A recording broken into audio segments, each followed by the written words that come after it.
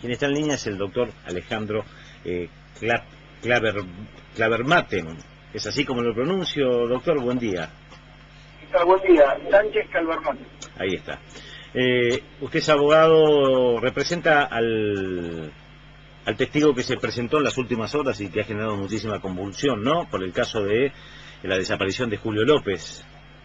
Exacto. Doctor, lo primero que quería preguntarle, porque no lo pudimos obtener la información a través de los noticieros, es: yo he escuchado algunas notas que usted ha dado a distintos medios respecto de el miedo que esta persona tenía de presentarse a declarar, pero que no obstante venció esa barrera y decidió contárselo a la justicia. La pregunta es: ¿cómo esta persona obtiene estos datos respecto de dónde eventualmente estaría enterrado Julio López?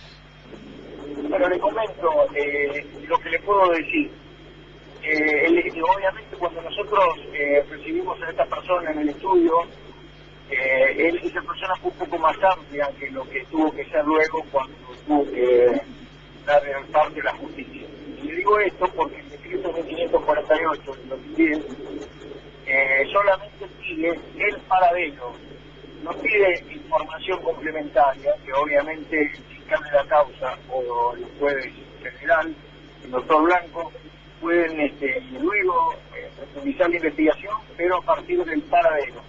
¿Por qué se hace esto? Porque la idea es proteger al testigo. Claro. Si uno empieza a brindar datos relacionados con circunstancias, en lugar de ser testigo, pues pasaría como a ser investigado. Es lo que muchos periodistas me preguntan.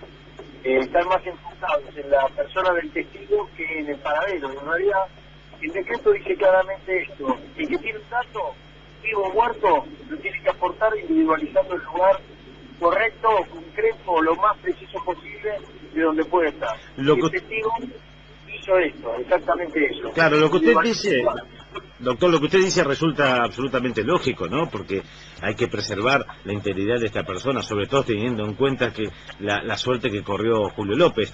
Lo que usted también me dice es que, aunque no se puede hacer público, este hombre tiene una argumentación de por qué conoce el lugar y por qué dijo lo que dijo. Por supuesto, la razón de sus dichos la tiene, pero no soy yo quien tiene que indagar eso. Obviamente lo conozco porque tuve que hablar con él para ver si era veraz o no. A mi juicio, después de 25 años de abogado, se imaginará que conozco perfectamente los testigos verdaderos y los testigos truchos. Dicen que los abogados son especialistas en reconocer si sus clientes le mienten o no rápidamente. Mire, yo le digo la verdad, no juzgo a mis clientes, pero cuando viene una persona como testigo, en un caso tan relevante, que moviliza tanto, como usted dice, que yo he escuchado también declaraciones de gente que se siente molesta, en realidad, donde estamos del mismo lado de la vereda nosotros, yo apunto al mismo norte que ellos.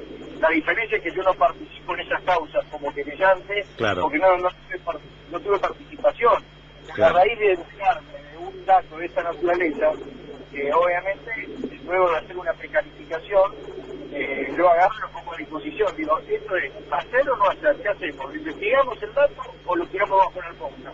Y bueno, las autoridades decidieron investigarlo, que me parece muy sensato, porque esto demuestra una política clara en el sentido de esclarecer. Es lo que a veces uno tiene que saber, ¿no? Es cierto. Doctor, le pregunto, digo... Y sin pedirle que ahonde en comentarios, pero sí le pregunto, cuando usted escuchó el relato de esta persona, ¿le resultó absolutamente verosímil? Sí, absolutamente verosímil. O sea, soy categórico en mi respuesta, yo lo vi absolutamente verosímil. Y obviamente no soy la única persona que tuvo ese pensamiento. Otros colegas de mi despacho, abogados, también tuvieron la misma sensación, y es por eso que nosotros decidimos ponerlo a disposición, porque acá a nosotros no nos importa si el dato es verdadero o falso. Nosotros tenemos que ver verosimilitud del dato y después cumplir con lo que los lineamientos del decreto y el protocolo que establece, que uno tiene que poner a disposición. Hay distintas posibilidades de cualquier cuartel del país, cualquier fiscal penal del país, la policía, etcétera.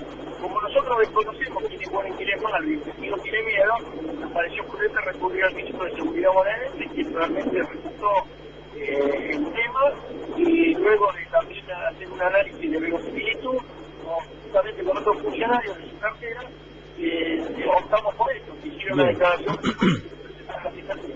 Bien, doctor, le pregunto... Sí, le quería preguntar doctor, le quería preguntar por último, si... ¿cómo funciona desde el punto de... Sí, ¿me escucha bien? Sí, lo escucho perfecto. Ahí está. Le quería preguntar, ¿cómo funciona desde el punto de vista judicial la cuestión del testigo de identidad reservada? Digo porque en los expedientes hay partes que tienen acceso, entonces, ¿cómo se evita efectivamente que el nombre de esta persona trascienda? Bueno, ese es uno de los problemas que presenta la Argentina en estos momentos, porque si bien la Argentina es parte de tratados internacionales que tienen que ver con derechos humanos, como esta gente anda diciendo a los medios, está criticando el dato en lugar de estar contento por tratar de buscar un mismo horizonte, realmente lo que se busca es esto, esclarecer, los testigos siempre están en peligro en la Argentina, porque Claro. no funciona correctamente el programa, y aparte porque nunca hay certeza total de que la persona que es testigo de identidad reservada, su nombre, obviamente, como usted bien dice, si bien está dentro de un sobre lacrado por un funcionario del Ministerio, en este caso, presentado a la justicia abre el sobre, Claro. toma conocimiento de algunos datos, que si bien hay dos sobres, uno que contiene los datos del testigo, que va a parar a un lugar, y el otro sobre que tiene una declaración como un XXX. Le digo esto porque nadie me lo preguntó, creo que es interesante que usted lo sepa. Entonces, si bien la declaración dice XXX, siempre esa persona que lleva el expediente fiscal termina sabiendo quién es el testigo, porque muchas veces quieren ampliar detalles. Claro, por Lo supuesto. que ocurre es que no hay que poner el carro delante del caballo. Por eso yo me limité, para proteger al testigo, a dar el dato que pide la recompensa, o sea, el secreto de recompensa, sí, una recompensa por el dato. ¿Yo qué hice para proteger al testigo? Proporcioné el dato verosímil donde supuestamente están los restos mortales del señor López. Bien, por último le pregunto... Sí, y doctor, le pregunto por último, porque justo tengo las noticias encima. Si este dato se confirma, esta persona va a cobrar una importante recompensa que en su momento había ofrecido el Ministerio de Seguridad, ¿no? Bueno, se nos cortó la comunicación, pero bueno, yo creo que el reportaje ya estaba agotado. Por lo menos el doctor ha explicado los puntos que nos parecían más importantes. Estamos hablando del doctor Alejandro Sánchez Calvermaten, que es el abogado representante del testigo en el caso Julio López. Es este hombre que aparece con identidad reservada, y aquel que dice: yo sé el lugar en donde lo enterraron a Julio López.